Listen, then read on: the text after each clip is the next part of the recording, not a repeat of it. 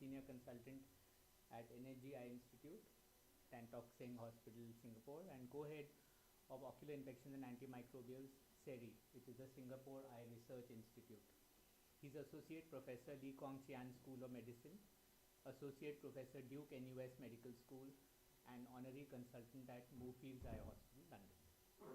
He has only 450 publications. I'm sure it must have increased by the time that he has traveled, and he has 16,317 citations and an H index of 63 and I-10 index of 245.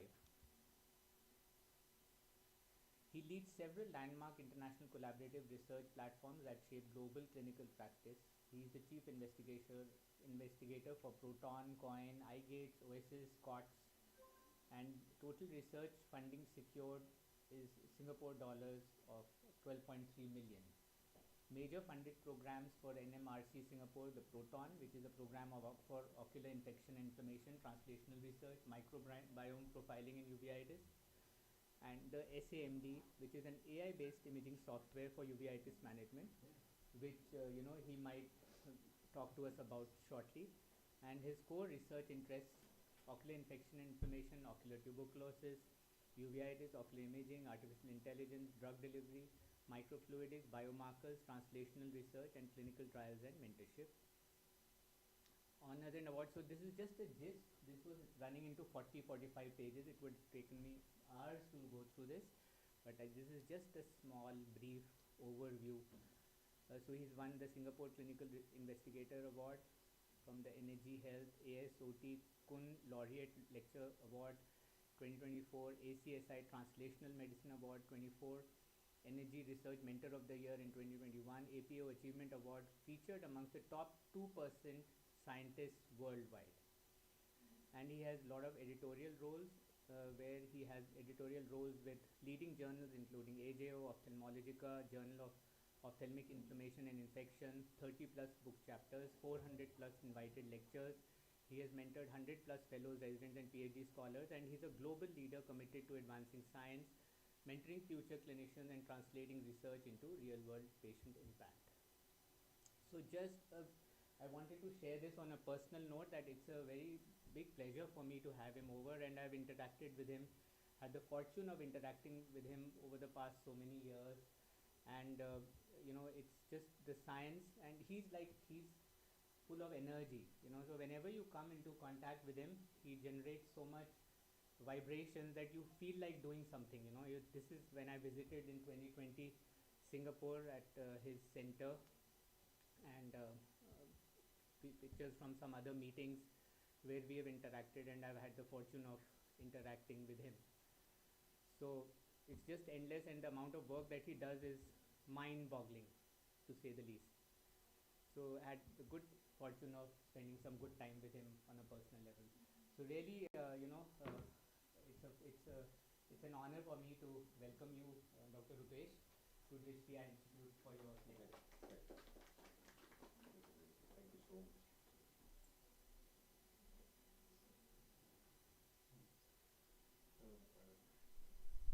Thank you so much for having me here, and I'm actually very honored. I don't know what to say, but I think Saurabh is a proposal to me, and we have grown up together in the environment of Center Internet, and I don't know where our lives will take after that. But as things have to be, I got quite interested in academics, and I just started doing some academic work and all, but it's always been inspired by colleagues like Gentleman Saurabh. And I think we've been doing a lot of work together, and they integrate us. And I think it's just that shame that I'm not able to spend a lot of time with you guys, though I would have loved to. But allow me to sit down. And of course, we keep hearing all the nice stories for Gaurav, though I've moved away from the anterior segment, don't do that much of cataracts and stuff. So my more interesting part is this. So I'll keep it directly to the point. So one of the things which I did fellowship was uveitis and ocular trauma, the two relatively orphan disciplines of ophthalmology, unfortunately. And that's where I got excited. And I'll just tell about my little bit of story about uveitis, and how my story started, and hopefully this will give to some of the younger colleagues who are sitting here, the friends, and maybe some food for thought how you can probably shape up your career, and particularly when you have environment like the Drishti Institute and very supportive bosses like Gaurav and Saurav and colleagues like them. So I think this is where I will probably try and show this. The story of Proton finds its roots in a fervent pursuit to unravel the complexities of uveitis, a challenge that Dr. Rupesh Agrawal first encountered during an intensive fellowship under the guidance of the esteemed Professor J. Biswas in Sankara Netralaya Chennai from 2001 to 2003. It was here that the seeds of curiosity were sown, witnessing the intricate dilemmas in managing patients grappling with uveitis. As a specialized uveitis practitioner, Dr. Agrawal encountered a diverse array of cases daily, each presenting a unique spectrum of complexities. This first-hand experience illuminated the gaps in understanding and propelled a quest for deeper insights. The journey took an illuminating turn during a fellowship at Moorfields Eye Hospital alongside Professor Carlos Pavesio. Here, the horizon expanded, exposing Dr. Agrawal to an even broader spectrum of patients with uveitis. This period wasn't just about witnessing challenges.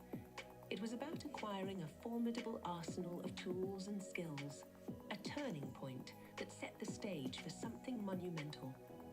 Armed with insights and experience, the foundation was laid. It began with the creation of a groundbreaking data platform to aggregate information from multiple centers, particularly focusing on patients dealing with ocular tuberculosis under collaborative ocular tuberculosis study COTS, which had the support of more than 25 multinational centers worldwide and was directed by brilliant clinician scientists. The journey didn't stop there. Image analysis for uveitis patient images and delving into basic science research for biomarker discovery became pivotal pursuits. The journey was not linear, it was a continuous evolution. The development of ocular autoimmune systemic inflammatory and infectious study OASIS as a comprehensive data platform and the creation of comprehensive ocular imaging network COIN for intricate image analysis ran parallel to the inception of various analytical tools, leveraging the power of AI and ML techniques. Each block, each development was a crucial step in the journey towards a grand vision. A decade-long expedition culminates in Proton, a culmination of tireless effort, dedication, and innovation. The convergence of data platforms, advanced image analysis, and groundbreaking biomarkers forms the bedrock of this umbrella program for uveitis. Proton stands tall as a testament to perseverance and a relentless pursuit of excellence. It's not just a program. It's a beacon of hope for uveitis patients worldwide. The journey doesn't end here. It's a springboard for future discoveries and advancements, a legacy of commitment to transforming the landscape of uveitis management. So this is just about the journey, and for some of the younger guys who are here, whether you're in the glaucoma or whether in the field of uveitis or medical retina, I think if each one of us can decide to take up one discipline and one particular thing and going into deep, I think this is how we can probably take it up. And we never thought we'll be entering into something like this ever when we started the journey. And slowly, but over a period of time, you can definitely build up those blocks which is required. Now, when you visit this website, I have not prepared any PowerPoint as Saurabh and I we were talking about it, because this platform itself gives you everything about what you need to know. So there is a lot of information about it here, who are the team members of this platform and all. But while we have everything here which is academic related, so what we have kept particularly is for the colleagues physician, which I am going to show it to you. So we want to keep it user friendly. We want to keep it something which we can compete with anterior segment surgeons also, so that we can also have the tools like that where we can help the colleagues of uveitis specialists and who probably are not aware about some of the latest things, advances in the field of uveitis. So what we have done is on a single platform here for the users of Proton, or for the people who are interested in uveitis and then they want to see, we have developed certain platforms which are physician friendly. So first platform is the COTS calculator, which is our calculator for TB medicines, or whether the patient of uveitis should receive a TB management. So once you enter into this thing, everything is integrated into one single platform. So if you enter a patient name, let's say patient ID, which is not mandatory, and patient age, gender, and country of origin. So country of origin is important because that defines whether the patient is coming from TB endemic region. So automatically as soon as you enter in the high TB list, yes, and endemicity will come here. So this is the number one criteria which is needed for a doctor to decide whether the patient will be benefited or the patient should be started with anti-TB treatment. So you put in here Dr. Rupesh name, and these are all very minimal criteria which does not take you more than 60 seconds in the clinic, and none of this data is getting stored and you don't have to worry about where the data is going and all. So this we believe most of the doctors should be able to diagnose. So once they diagnose choroiditis, it will ask you another question. Okay, this looks like a tuberculoma or a single granuloma kind of a thing there, and it asks you very three simple tests: whether the patient has undergone TB skin test, is it positive, negative. Now a lot of times we don't have information available, so we introduce a third category which is called as not done, unknown, because not every time you have the information. Certain centers do not do certain tests, so we also have this information. So let's say MEN2 is negative, the patient has money and he paid for positive, and then this is like not done or unknown chest X-ray kind of thing. So you have got three different permutation combination. So you have all the different permutation combination, and based on this permutation combination, once you ask it to calculate, it will give you a score. The score is 5-1. Now a lot of times you will get confused what is 5 and what is 1. So we also further qualify what does 5-1 means, and this is where we call it as a 5-1 is this and all, you know, and this is the output of it. So 5 means very high probability for the experts to start TB treatment, and 1 means the spread which is comes up with the data. And this has been endorsed by the prominent uveitis societies across the world. So very easy to calculate. Now the thing is that I could have stopped at when we got the papers in ophthalmology. So there were 2 big papers in ophthalmology from here. But what we decided to go a step further, because not everyone will be able to read those papers in ophthalmology, understand the complex statistics. So therefore we converted those papers into a form of an online calculator. So I keep telling medical retina guys that if you can come up with a calculator that whether to give Eylea or whether to give Abismo or whether to give whatever ranibizumab or anything, so it will be helpful for doctors to decide and all. So I think last time Sun Pharma was interested in talking to me, and if we really need to do, I think if we have few people interested in working on it, I've got this script of calculator in mind, and we can work out where a medical retina experts, we can come up with the tool which will give them at least a head start, and we can hopefully.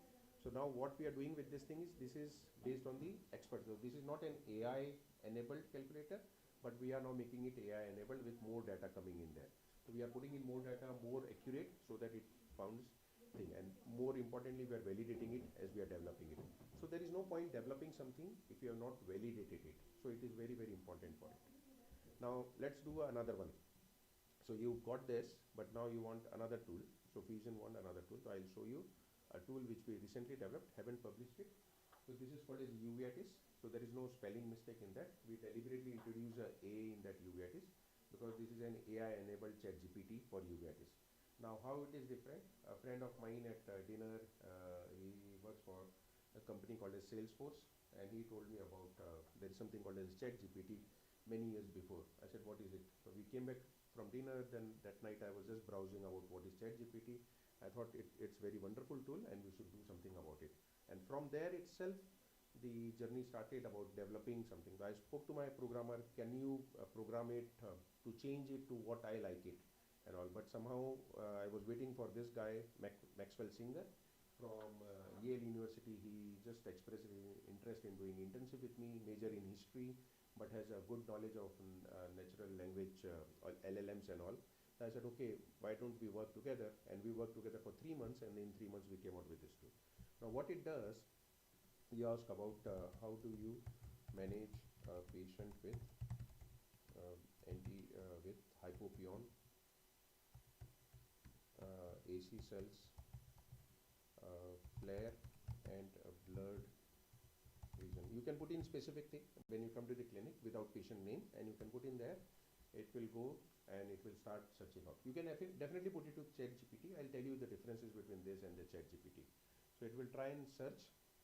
Where it is searching from, it is a curated list of abstracts in the articles which is fed into this thing, and which has been cited more than 10 times. So these are more authentic articles which it has been curating, and it will give you an exactly the correct output, not searching from unknowns also. The hallucination has been significantly reduced. I will not say it is zero, but definitely it is reduced because we are directing the source. So if we give you a very scripted, very proper answer, and a lot of times I try to match it with my answer, it comes up very accurate. So if you see, these answers are very, very accurate, and the sources also coming out from where it is picking up this thing.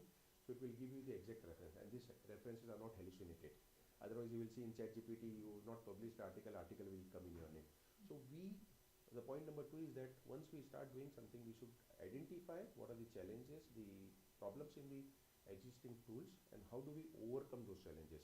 There is no point muddying the literature with something which is already very messy, and no point kind of doing. So if you really want to do research, do something which is meaningful, which is helpful to the clinics, and remove all the noise in the literature, because otherwise the noise in the literature will confuse the reader further. So that was an attempt here. So with this tool, we are hoping that more and more colleagues will start treating the uveitis patient in a more standardized way. So our objective was very simple and always very focused, that we wanted to homogenize the treatment of uveitis, and therefore the development of tool of CORDS calculator, the development of this is again in that same journey. Now last, Saurabh has told about the imaging technique. I'll tell you, these are not something which is for interest of general physician, but someone who is of academic interest. So if let's say an institute from Drishti Eye Institute want to sign up with us, they will be able to get this login name and username and password, which takes them to the brain of proton. So what we have shown is the body of the proton, where you can use the tools which are available for general public or general ophthalmologist. But if someone is really interested in becoming the core of the proton and the partner of the proton, we identify them and then they become part. So either they can participate in the registry, which is a global registry, first time ever in the world for uveitis. So Sun and all we have done, but they have done it for themselves. What we are trying to do it for, overall for everyone. With that, the partner gets 3 benefits. A, they become the part of the global registry. B, they can do their own small study. Let's say you want to do a study in toxo inner region using this platform. You have a data platform ready. You can do a study here. Third, if you have some interesting, crazy ideas, you can use this platform to extract the data and run the idea. And then, of course, you can use any of this thing for presentation. So you get multiple benefits. That's what a lot of times you go to the bankers and then they tell you the different benefits of their scheme. So similarly here, those schemes are available for us. So what we have done in this registry is something very unique. So you got all these patients with the images. So let's say these are the patients with images. So you click on this, there is no patient identifier at all. And you got all these images here. So you've got an image repository. So this is the first ever platform with the data, which is a structured data. And then you have got all the images as well. Now what we have done also in this is we have also try and build in the image analysis tool as well. So when you got this image and you want to analyze within this image itself at a patient level, you're not talking at a project level, you can then just quickly run on the image analysis and it will be able to run. I don't know whether it is working or not, because it takes a lot of money when it is running on the background. So sometimes we stop it. So I don't know whether it is currently working, but trust me, it can run in the real time. It will give you the output in the real time. So we don't want it to be the black box phenomenon where we are giving you the data behind the scene. You can have your images in front of you, analyzed in front of you, and this data will become a part of your metadata. So you have the clinical data, you have the metadata, and we also have the provision to input your biomarker data. So let's say you run some cytokine analysis and panel proteomics analysis, that can become part of it. So this is the first ever registry which is able to incorporate your clinical data, your imaging data, and your biomarker data. Now what do we do with that? So once you have the data, we have got analyzed and we have written the programs using the AI techniques on R, and this program were written by myself only on. You can analyze the data and you can go for particularly your center and you can generate as many tables as you want, as you like to have it. So we have scripted certain tables, but if you want more tables, you can do it. You can copy paste that table into your publications. You can have it. You can copy paste into your audit report for your hospital, finance, or anything like that. As and when you want it for your region, if you want to go to the government of Dehradun and talk to them about that there are so many toxo cases there, you can have everything here. So you've got an end-to-end solution which we have kind of developed here, hopefully to help improve the care for our patient, hopefully to improve the care for the community, and while we are doing clinical practice, take a step further to be kind of taking it next level, the care of the patients as a seamless care. So this is what I just wanted to show you in the limited time we have. Happy to have more detailed call over the Zoom or virtually as and when the time permits, and more than happy to kind of work with you guys in case if you're interested in some other non-uveitis platform, and particularly if you're interested in uveitis platform or trauma platform. So we have a similar platform for ocular trauma as well. So both the things run parallel, hand in hand. So I've just shown you the uveitis one. But if you're ever interested in partnering, yeah, of course through Dr. Saurabh and help him in his efforts, because he is definitely very pro for research. But if we can all work together, I think we can do a lot of things. Because I don't believe the Sun guidelines apply here. We have validated in the recent paper in IOVS about the Sun criteria for TB uveitis. Only 16% of the cases matches the world criteria. So you can't take it on the face value that though Sun has published, then you can follow those criteria. Those criteria only 16% in the 16% of the patients which we have is applicable. 84% are not listed and not diagnosed as TB uveitis if you have to follow those Sun criteria. So that's not a good thing, you know. So the TB uveitis guidelines should come from this part of the world, should not be coming from the western part of the world. So that is an appeal which I tell myself, and I think we should all be proud of it. And we should all feel that how we can take it forward as a thing which we can do further. Comes in infectious uveitis, some of the other rarer things which we see, ocular trauma. I don't think the guidelines of ocular trauma should be written by Americans. It should be written by us, and we should all work together with Ocular Trauma Society of India, All India Ophthalmic Society, and we can all partner together. Okay? So these are some of my thoughts in the time which we have, and happy to have questions from any one of you. Thank you so much. Yes. For that, where we were selecting the country of origin, I was wondering whether we should feed in like where the country person is, suppose person is of Indian origin but stays in Singapore. Yeah.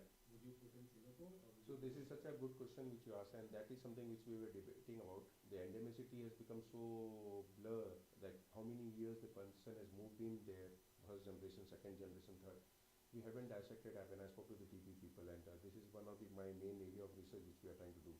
And how many years that person need to be into that particular country to qualify. Now I'm there, so for me it's like I'm a Singaporean passport but still an Indian origin. How much it's there? We don't have that statistics at all done, and this is a brilliant question it's asked. So I spoke to many TB epidemiology specialists about being like this thing. So I think according to him the entire world is a TB epidemic kind of a area, because the way people travel, the way people, as a matter of fact, let's say just an example of London Tube. When you are in the tube and when you are close to the people, and if that tube has to travel for 1 hour, 1 hour exposure to open case of TB itself makes you prone to, in that close environment, to get a bug of TB in that. So then whether you are an American or an Britisher, but in that 1 hour train, standing so close to the people in the crowded train. So I think those were the things which we were trying to bring it up on the table. How do you actually qualify? And rightly you asked about that question. So, thanks.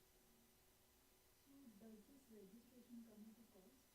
No, we just keep it for academic interest. No, because there is nothing just about cost where you want to become partner. It is about your interest and all, academic interest. So you all got academic partnership. Yeah. Only thing is that sometimes this can be very demanding on you, and it is, you have to go a little bit beyond your office hours. It's not like 9 to 5 in between your busy clinic. You can do it. You have to do a little bit stretch yourself. So that is how all the things can be developed, where you have to kind of spend time. So the guy who developed EVO formula for IOLism, my colleague, you have to recall, in Singapore, and he does his clinic, busy clinic, cataract and all that, but despite that, he went beyond and started thinking about how to do it, you know. So some of these things have probably have to kind of put in extra efforts. So we require, yeah, but helping you in the clinic, we are coming up in the phase where this can become a part of your clinical practice tool. The uveitis thing, hopefully soon. Like CBI, I never thought it will become a part of the machine. So now that has become a part of the UCT machines. So hopefully this uveitis pathway, we are talking to Zeiss, if that can become the part of the Zeiss workflow, wherein the patient, all the patient can be seen using the criteria which we have, because this registry, if you go in detail, is very comprehensive. So the people, the doctor who is evaluating the patient of uveitis will think in the same manner. like what Saurabh and I will think through and go through the points. So that's the whole idea beyond. So it's not going to stop at research level. I think we should put it like, more in the public, because Yeah, like not in many medical people. colleges and all, people struggle a lot with Yes. diagnosing with the limited resources Yeah. they have. So, I think So we are hoping that eventually we reach should out come up to with a more. steroid calculator or immunomodulatory calculator. Based on the data which we generate, we'll be able to come up with a calculator that whether which treatment to be given for this patient. Right now it's only TB, but once we got an idea that TB work collaboration can be successful, and then how we can then expand it further, So that is how we can kind of do it. And we all learn because they are still not accurate, but unless you take a step one, you get feedback and opinions from people, then you can go for the step number 2, then step number 3. We are not going to be, people say I'm not going to be perfect, so no one is going to be there. I'm nowhere near perfect, so we are just learning. So once you present in the meeting, people give feedback, people give criticism, when you publish in the papers, a lot of people do criticize, then you take it forward and learn. I think that's how we can all learn from each other. Another question. Yeah. Like in addition to helping diagnose and investigate patients with intraocular growth or uveitis, does this also help modulate this treatment on a visit to visit basis? For example, suppose does it currently suggest No. treatment guidelines? It's No. only for diagnosis. It's only for the treatment for TB and not even for other disease. Right now, not. So for tuberculosis, will it suggest treatment protocol or like and No. then nothing? I mean, Just to start. will help you diagnose it and then you can start. It will suggest that 80% chances you can start, but nothing beyond that. That this patient will get benefited with 6 months or 9 months or 12 months, and this is the patient. More finer thing is not yet there. Once again, all these things are data hungry. More data comes in, then we can build upon it. But we are hoping that we do the same for uveitis in a broader way, where we can tell them this patient will require this treatment and this is how you should guide. We come up with a paper on machine learning about recurrence, so that using this chart, we can tell when a patient comes at a baseline, this patient will get recurrence like that. For trauma, we are developing tools where based on the baseline data, we can predict their final visual acuity, and which is better than ocular trauma score. So we got 10%, 20% higher score than that for our ocular trauma calculator. So we taking step by step, but of course many things will have to factor in, because previously when these things were done, the surgery were not so great. Now the state-of-art retina surgery and the cataract surgery is much more beyond than what people would have done it many years before when ocular trauma score was designed. So it need an update. So when you need an update, then automatically all these factors comes into the picture. The state-of-art current surgeries today. So very good talk. I had a question. Yeah. It's based on what Dr. Amod Gupta has been saying of late in the past few meetings, that they have reworked their cases of ocular tuberculosis, and they've now they are very careful in kind of prescribing ATT, because we all know Yeah. they are toxic drugs. Yeah. And we can't really go for at a hunch you can't go. Correct. And so my question to you is that, will you also kind of rework on your calculator, and because taking into point those consideration that somehow in those cases ATT is not required. Correct. And now there are other therapies like intravitreal, let's say anti-VEGF Anti-VEGF. monotherapy, where Manisha's paper is there and other people have also done, where VEGF levels were super high, and monotherapy is also working along with intravitreal moxifloxacin. Yeah. So there are alternative regimens now available where it might work. Yes. So will you now rework those and kind of improve your COTS calculator to become to take those considerations into? Yeah. As a matter of fact, the COTS calculator was started on the same inspiration where Amod sir has said that some people are unnecessarily getting the treatment. So the idea was to prevent people from unnecessarily instituting treatment. At least we should have some guidelines. So therefore, based on the global survey experts, we got this guideline where some people were extremely no, some people were okay, and then putting those together, we got that relatively good idea. Now we want to take it a step further, that what are the other treatment options available, what should we do for this particular patient, can this patient of tuberculoma be managed with a single dose of anti-VEGF injections and all. We haven't gone to that, but that is where we are hoping that in the future, the next version will tell a little bit more customized and all. And hopefully it's not done, and then we are not factoring PCR.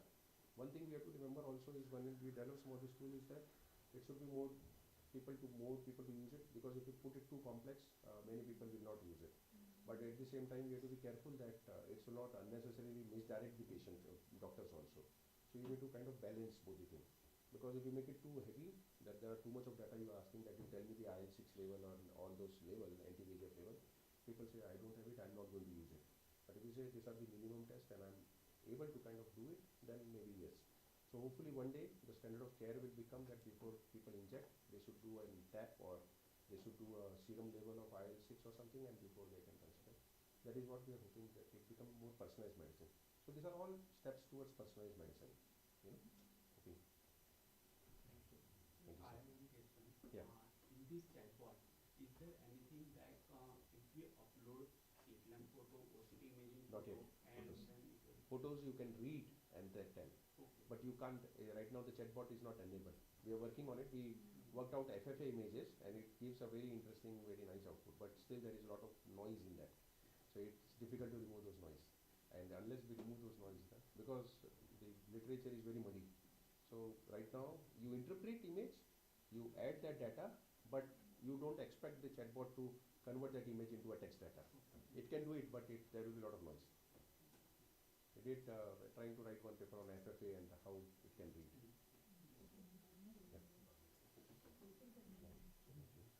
Already three Thank hours. you. Yeah. So thank you so much. I think he has to rush to the airport. So I think it was a short, sweet. Yeah. No, So no, I no, think maybe no, he'll have it on the take it way on the anyway. flight. Yeah, because it's kind of tight. He has a 5:30 flight, and so I would just like to call Dr. Gaurav and we can thank Dr. Rupesh coming here and.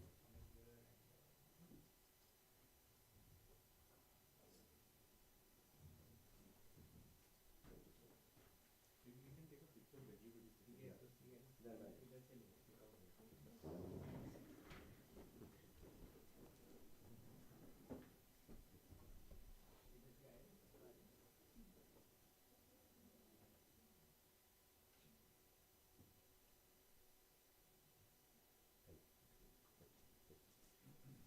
Pleasure and safe travels. Yes, and you know. Thank you so much. So I was kind of a little concerned when he said no PPT for me. I was like, okay, how will people This is the understand? best. Yeah, but Do the PPTs. you know the COTS calculator, I think it's so important, and even I am not using COTS calculator, you know, so I need to start using it. But I didn't know it was so simple now through the Proton. No, I we have didn't even know. developed a talent development pool. They identify the people, they undergo training 6 weeks to do research like that. Those kind of things we start doing it. But you go through the lot of information is there on the website. It took us a lot of time. Yeah, I'm sure it would have taken a lot of time. I just wanted to kind of, so hopefully we can move the field of uveitis some recognition somewhere, you know. So somewhere it lacks a little bit of attention from bosses. Because it's complex to understand. Yeah, that's right. So therefore we want It's to not make it. easily understandable. Exactly. We are trying to. People read things they don't understand. Yes. Right. Thank you for Thank taking you the so much, detour, sir. and you know No, that was a it's a special pleasure. effort Rather to than be here, always and in because he was in Rishikesh and Haridwar, and we were very fortunate to Yeah. have one-on-one